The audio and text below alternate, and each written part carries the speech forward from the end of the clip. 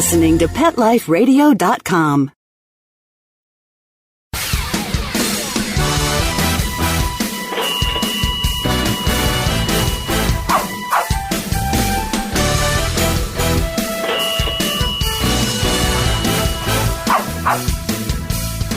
Hello and welcome to Six Figure Dog Business on PetLifeRadio.com. This is your host, Ty Brown of SixFigureDogBusiness.com. Now this is the show where we teach you how to start or grow your pet-related business to a healthy six-figure per year income or more. Now on today's show, I'm excited. We've got Marc Goldberg from ChicagoDogTrainer.com, who owns one of the top performing dog training companies in the world. So stay tuned and we'll be right back with Marc, who's going to teach business owners how to develop their own hook. We'll be right back.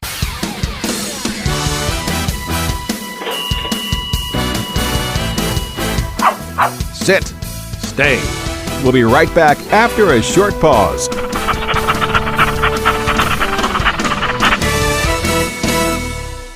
Join the Dog Ring Revolution. If you love your dog and want to take them everywhere you go, now you can with Dog Ring. Dog Ring is a hands-free way to include your dog in more activities and give you the freedom to take your dog almost anywhere. It's a safe and easy way to secure your dog. It clips around trees, posts, and poles in seconds. It's lightweight, portable, and strong. It has a free sliding leash which allows your dog to run around without getting tangled up.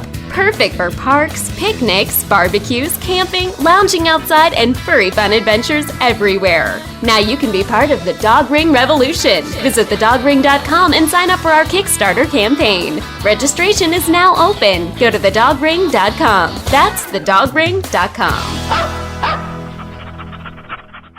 Your dog digs a hole under your fence, and the next thing you know, protect your pets with Dig Defense, the amazing new product that keeps your pets in the yard. Dig Defense is safe, fast, and easy. Each unit is made from 4-gauge galvanized American steel and can be used for repairing dig-outs, filling gaps, or to hold fences down so pets can't get under them. Dig Defense provides peace of mind that your pets are contained humanely and safely. Visit digdefense.com today. DIGDEFENCE.com.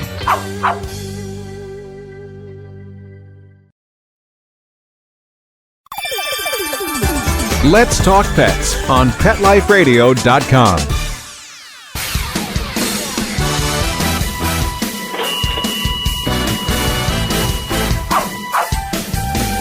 Okay, and we're back, and with us today we've got Marc Goldberg from ChicagoDogTrainer.com. So first off, Marc, let me just give you a big thanks. Thanks for being on the show today. Well, thanks for having me, Ty. Glad to be with you.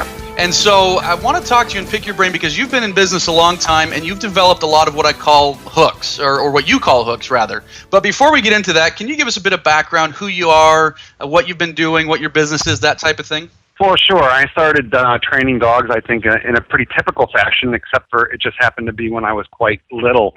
I was 11 when I managed to beg, borrow, and steal my first dog, who got hit by a car on the road right in front of our house, right in front of me. Blue Volkswagen, 1969. I don't think I'll ever forget it. Were you? I don't think you were born for a couple of decades yet, were you, Ty? No, you could give me another 21 years and I would have been born. Right, so that's okay. We're going to forgive you your youthful inexperience. It's going to be fine. I'll bring you along. Don't worry about it. Thank you. Like I said, your youthful inexperience, it's to be understood. But, you know, the reality of it, all kidding aside, it was kind of a horrible thing to see as a child. Mm-hmm. So my mom, as soon as that dog got healed up from his surgery, my mother shipped us both off to dog training school. There were places back in those days where you could go and take weeks and weeks of obedience lessons, things that people almost don't seem to have time for anymore. But this was my introduction. Mm-hmm. Oh, yeah, absolutely. Went with the dog. It was not a residential program. It was just to go and train every week, practice, and then come back and take the next lesson. This went on for 10 or 12 weeks.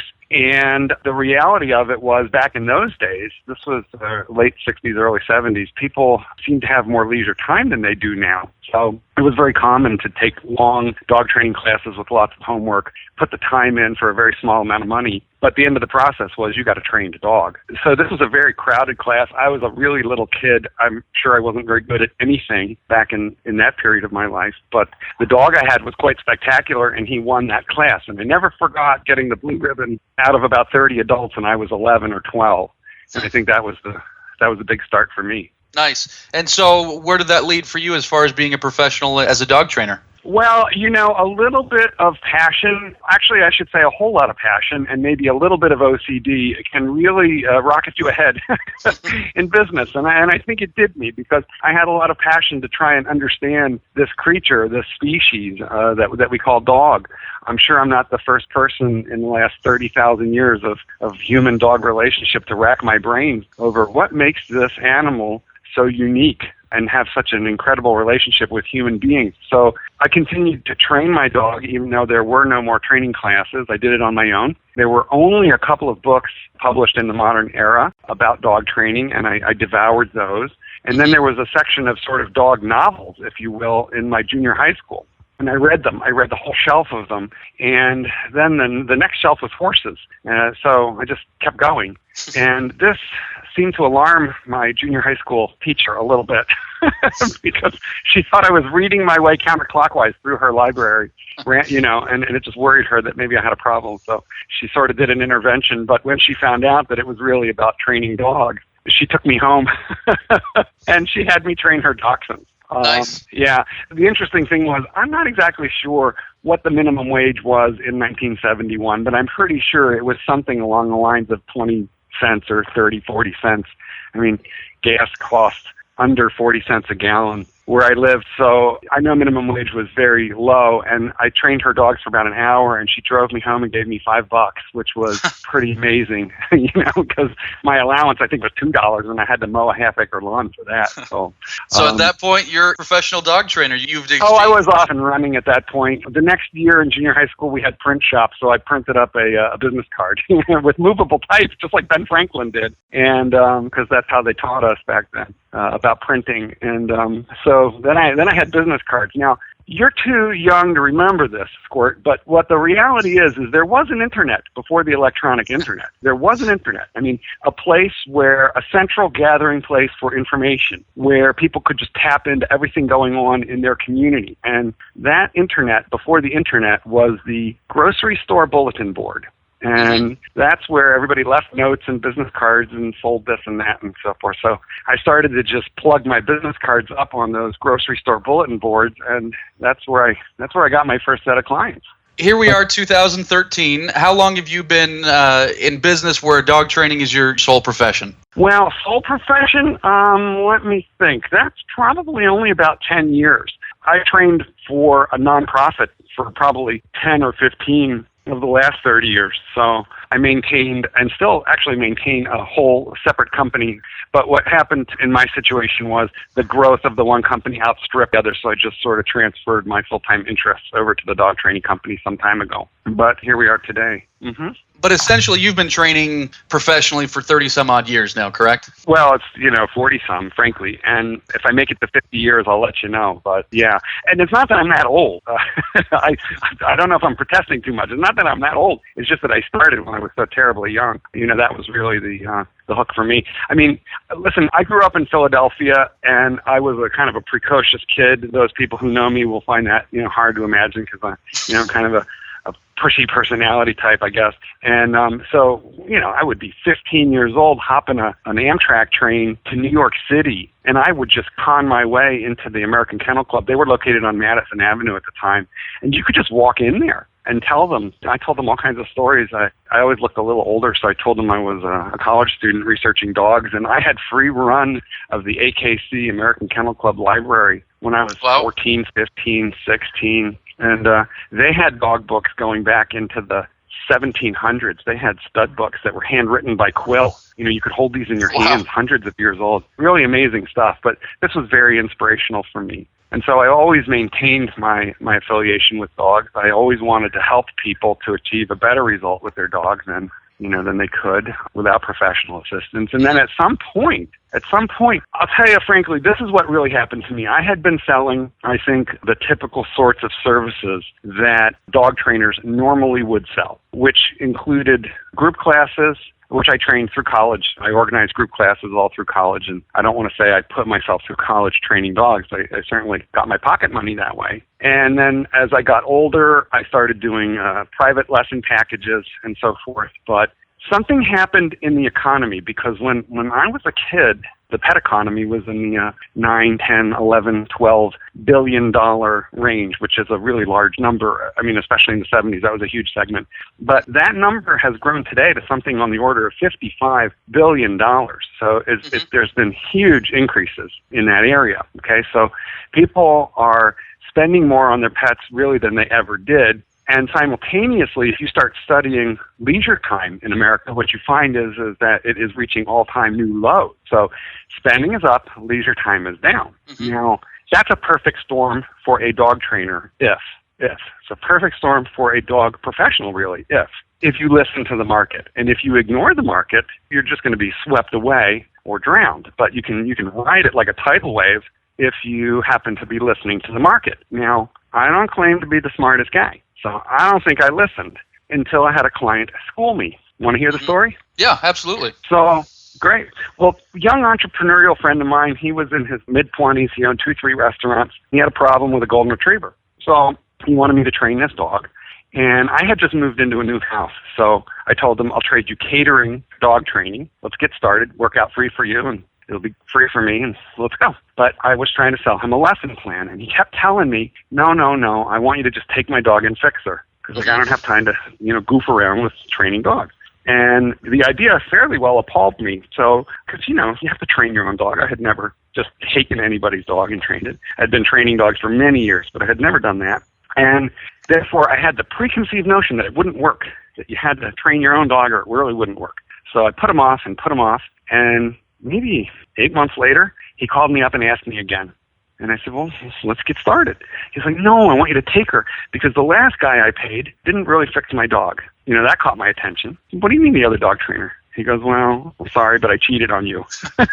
And he hired another dog trainer and spent $1,200 to have this dog board and trained. This was decades ago, right? This was probably 15 years ago. And so if you do the time value of money, it was a bunch of money. I mean, I was later to end up pushing that envelope much harder, than that, even taking into account time value of money. But it really stunned me, and he said it didn't work. So I advised my buddy to take his dog back to that dog trainer, because it had only been home from the program a month, and, get him to run her through the program again. And he did call that fellow and was informed that he'd be happy to retrain that dog for a whole new fee, another $1,200. So, wow. Yeah, I bought a refrigerator with that dog, and she stayed trained because I trained her better than the first trainer did. I got well paid. Never knew you could buy a refrigerator with a dog, but I did with one dog. And I guaranteed my work for a lifetime on that dog, which is how I seduced my buddy into paying me that much. I said, one fee, lifetime coverage. And, that worked out very well for me, and that really is what put the spark in my mind to listen to the marketplace and to create some sort of parity between what the market wants and what I could sell. You can't give people everything they want, because sometimes they're not realistic, and you don't want to overpromise. You don't want to underperform. But I started to really listen to my clientele and to try and give them what they wanted instead of what I wanted them to have. And that made a huge economic difference to me, Ty. And that's what I want to talk to you about. I kind of teased this segment with saying, you've got one of the top performing dog training companies in the world. And I wasn't exaggerating when I say that, because you and I have spoken before, and I know that you're making far more money and you're working at a pace that is far easier than probably 99-point-something% of dog trainers in the world. And so I know that you've done a lot of it based on what you would call developing a hook, which is what you've been talking about over this last little bit. So what I want to do, I'm going to take a little break. When we come back, I'm going to ask you some questions here and figure out, how does everyone develop a hook? How can the average dog trainer, pet sitter, dog walker develop a hook that can start defining their business, their income, etc.? So stay with us and we'll be right back.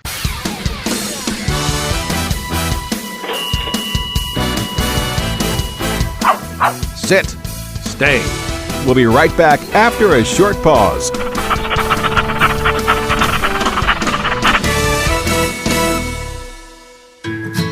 Every pet is unique. Maybe they're gray in the muzzle, yet young at heart. Maybe they're growing out of the puppy stage and into their paws and ears. Or maybe they're just trying to maintain a more girlish figure. At PetSmart, we have the right food for your pet at a great value for you. PetSmart. Be better together. Go to PetSmartDeal.com and save up to 30% on awesome gifts for the pets and pet people in your life. Toys, collars, leashes, PetSmart gift cards, treats, and more. Go to PetSmartDeal.com today. PetSmartDeal.com. Dyson. The new Dyson Animal Vacs are powerful bagless upright vacuums for homes with pets. Air muscle and radio root cyclone technology generates the strongest suction power to powerfully remove dust, dirt, and pet hair from the home or car. To order your Dyson Animal Vac, go to DysonDeals.com. DysonDeals.com to order your Dyson Animal Vac today. Dyson. Music to your ears. Hi, I'm Dr. Jeff Werber from Ask the Vets with Dr. Jeff here on Pet Life Radio. We want to hear from you. Listen in. We're on every Thursday, 1 o'clock Pacific Time, 4 o'clock Eastern Time here on PetLifeRadio.com. We are one of the only live shows on Pet Life Radio, and I'm here to answer your questions. So you can call in at 877-385-8882, or you can drop me an email to drjeff@PetLifeRadio.com, and hopefully we'll see you here on Thursdays. Let's talk pets Let's talk pets on Pet Life Radio. Pet Life Radio. PetLifeRadio.com.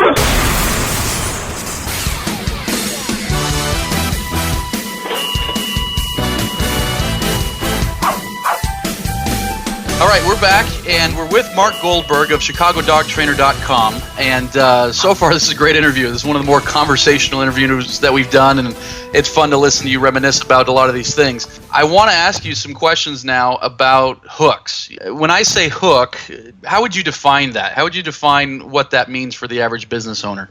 Well, to me, it means whatever would distinguish you from the crowd so that people will want to consider hiring you versus anybody else.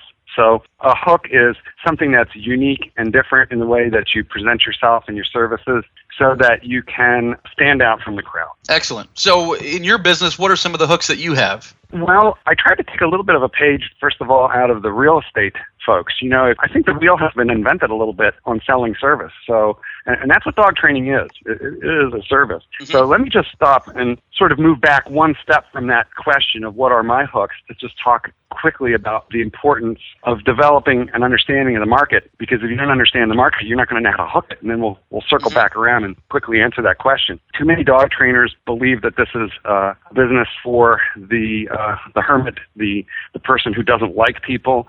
People suck. I love animals. That's why I do this. The reality of it is that this is a people job. This is certainly it involves animal work. Of course it does. But this is a people-oriented job. And the professionals who don't realize that and who aren't okay with that and who don't excel and study this are never going to prosper. And the reason for that is dogs don't have checkbooks. Dogs don't have debit cards, you know, so nobody ever got hired by the dog. Therefore, this is a people-oriented business, and people make decisions based on a lot of factors, which include mind, you know, intellectually sort of trying to determine what you're offering, pocketbook, what their budget and needs are, and then there's a whole set of emotional factors that come into play as well. And so I want to hook people on all those levels. So first, the real estate industry, you know, if you think about it, everybody knows a good realtor who has been kept in the family for a generation or two. Oh, you got to call so-and-so. And that's who I want to be to my clients. I want their kids, their neighbors. I want their friends, maybe someday their grandkids. You know? But I definitely want them to think of me and recommend me. And if you look at real estate people, they're all selling the same house. I mean, what distinguishes one from the other? It's just a little bit about service. So these folks tend to put their pictures on their website. They put their picture on their business cards. They come across as friendly, willing, knowledgeable, and with integrity. And this is who I wish to be to my clientele. So I'm an old hand at this, so I stress my decades of experience. But if I were a new kid on the block, I would probably be stressing my fresh approach rather than my decades of experience, because I wouldn't have it. But in my case, I tend to stress the amount of background that I have in this. Any problem that you have, I have probably encountered a lot of times. If you have something new and weird that I never heard of, it's probably going to be scary because in 40 years I've probably come across it all already. And it's very rare that I'm surprised anymore. So I usually have a clear picture of what to do based on prior experiences, and I need to talk to people about that in a way that doesn't make me sound like a know-it-all. So number one, I want to come across as experienced, but number two, I want to make people know that I'm still extremely interested in what they're going through, what their experience is, what they need and what they want. So I think experienced and extremely caring is the other aspect of my hook. That's about me. And then, of course, there's a facility to talk about, and a lot of my clientele come from far, which means I am not a conveniently located guy. And I know I'm not tremendously located because many of my clients have to pass 10 dog trainers in order to get to me. So I sell, rather than convenience, I sell on the emotional side of environment because I'm on a farm. And I've created an environment, a facility that I call the Little Dog Farm. And it is a little dog farm. I'm on just 3 acres, but I'm tucked into a 250-acre county park. So we've got hundreds of acres here to roam and play with and train on for the dogs. It's a really picturesque setting. And if you're going to send your dog away for education, wouldn't you rather send it to a farm that's like a happy, tidy, interesting-looking place where your dog can play in the sunshine versus, let's say, a converted warehouse racked out with kennel runs, because that's what you have if you're in the city, right? So I've deliberately created an environment that makes me stand out and be unique. Everybody wants their dog to go to a farm. I mean, if you can possibly afford it. So that's another hook, is sort of my environment, if you will. Now, if I were training dogs out of a private home and I didn't have a farm and I didn't have a warehouse, then my hook would be, hey, I integrate your dogs literally right into my living room. And instead of that being a bad thing, I would seek to make that a good thing. I train only a couple at a time. Your dog is like literally my family. And we're going to watch TV together and learn how to settle as we do so. So there's any number of ways to present yourself as a great, caring, knowledgeable professional, even if you're young. So if you're starting out, then the key thing that you want to stress, I believe, is your ongoing continuing education, the fresh approaches and the passion that you bring. And if you've been around for a long while and you're not doing 6 figures, then maybe you need to examine your attitude towards people, because some dog trainers burn out. You know, we hear the same nonsense day in, day out, and it can be hard to take people constantly complaining about their dogs and not doing the right things to make it better. But I try and remember every person who calls me is trying to determine whether they want to give me money or not, and I want to help them do that if I'm the right guy. Gotcha. Now let me ask you this, because I know that one of the hooks that you have is the results that you get for people. You get better results than the next trainer, for example. So any dog trainer can say, we get the best results. How do you take something that could be vague and turn it into a specific hook for what you're doing? Well, I'm really careful to not say I'm going to get you better results than anybody else.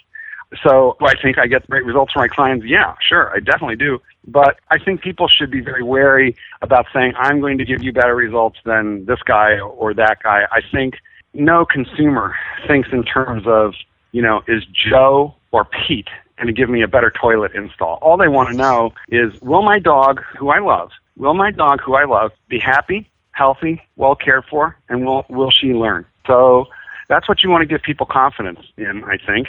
And, the funny thing is, when you talk about results, I stress relationship more than results. Okay. I stress relationship more than, I don't talk about so much, your dog is going to have this rock-solid downstay. I mean, that's selling training. Training is behavior. Behavior in dog training is heel, sit, down, stay, come. It's 5 behaviors typically that we work on, other than the problem behaviors that we have to stop, like the jumping and the chewing and whatever. But if I'm selling heel, sit down, stay calm based on results, then I'm getting in line with a bunch of people who are not doing the service in the way I am. They're not creating the same sort of value or brand. So frankly, I think I exceed my clients' expectations on results, but I sell on the basis not so much of results, but of relationship. I do want to let my people know I understand you need the jumping to stop and so forth, and I do promise to work that out and to ultimately make them happy. But I think that I have learned to leave some of the results-oriented sales pitch to my competition. When you sell on the basis of your dog will come home perfect, if the dog doesn't go home perfect, even if it's the fault of the client, guess who catches the blame? Oh, yeah, exactly. So I want to talk more about relationship, follow-up, long-term friendships. My friend George Cockrell, good dog trainer, really good dog trainer from Maryland, he once phrased it to me like this: people buy a dog because they want a friend, and they call us because they don't want their friend to be a butthead. And, nobody ever called me saying, I want to be able to walk into an AKC novice ring and come out of there with close to a 200 score. I want heel with auto sits that are perfectly straight. I want recalls where the dog fronts within 2 inches, looking straight up into my eyes without touching me. I want a precise this or that. People just. I believe a lot in the Rodney King method of dog training. Which is can't we all I got to hear this. Can't we all just get along? I'm glad that's the part of the Rodney King that we're talking about. Of course, not the wood shampoo. not the unfairness, not the violence, but the philosophy that man came out with. After he had been treated that way, his thought was, can't we all just get along?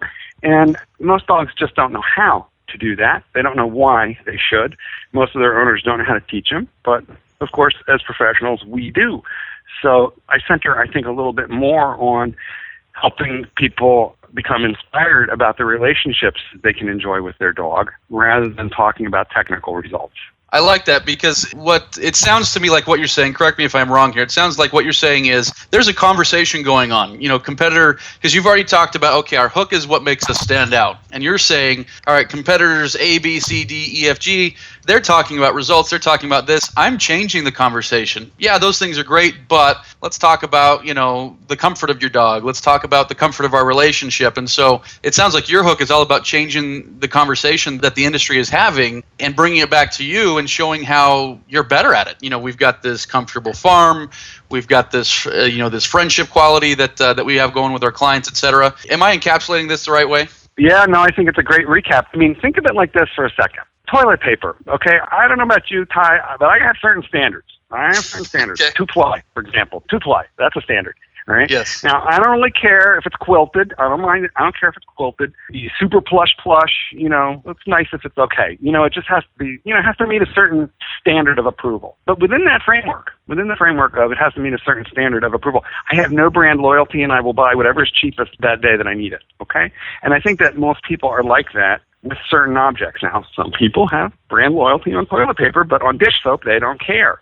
So it just varies, from individual to individual. But I can tell you this, in terms of purchasing dog training, I do not want to sell based on location, because if I sell based on location, I had better be really convenient. I do not want to sell based on results, because if I'm selling based on results, I'm going to attract only the very, very pickiest clients. I do not want to sell based on price, or I had better have the lowest one within my region. I want to change the paradigm. I want to completely change the dialogue. I want people who want to have relationships with their dog and with their service professional. And if I can get onto that basis with the client, then every other dog trainer, and I never talk about competition, but I know they've spoken to other dog trainers, and I know I'm a breath of fresh air. When they finally get me, I'm a breath of fresh air. Because I'm not talking about heel, sit down, stay calm, crate training. We'll get into those details if they want to know, what precisely we're going to do. But I'm really trying to sell a dream, because nobody ever sent, a 5-year-old kid to kindergarten thinking, whip this little monster into shape. They want their child to go to school to learn to be socially productive, to have a fulfilled life, to be able to progress in their life. And this is why people send dogs to school these days. And quite frankly, I am sure that the average party today is spending more on their dog's education with me than people used to spend on a college education 50, 60 years ago. It's a beautiful thing.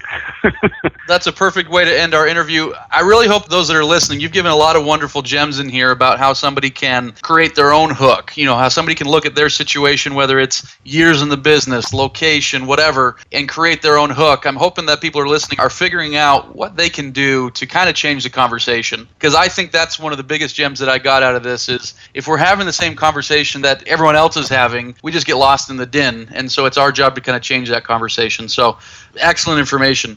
For those that want to learn from you, come to your seminars, check out your location, how can people get in touch with you?